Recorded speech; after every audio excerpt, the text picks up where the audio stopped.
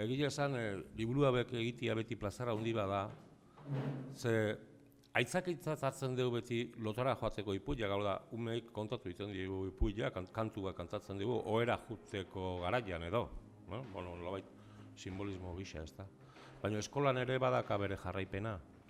Eta holakoetan beti agertzen da, beti galdera izaten da, zuk ohera juna horretikan ze kontatzen diozu zure umeai. Eta bakoitza kontatzen dio bere erokeia, eta ateratzen dira justu literaturaren atal guztia, eta parte guztia. Bata poema da kontatzen jo, kantatzeko ahotsa daukana kantatu egiten dio.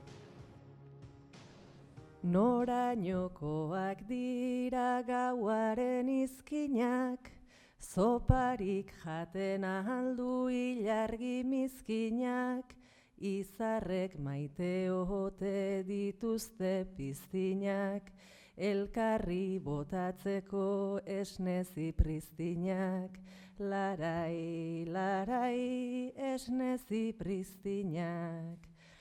Etxeak telatu bat eta gauak lauertz, leio bat imiauka irukateme beltz, ontz potoloa laizterloak hartu baietz, ilargiak norekin egiten du amets, larai, larai, egiten du amets. Nik beti esatet aur literatura, ume txiki hauentzat, gurasoak ere parte hartzen dutela, gurasoak oso importantzia diala.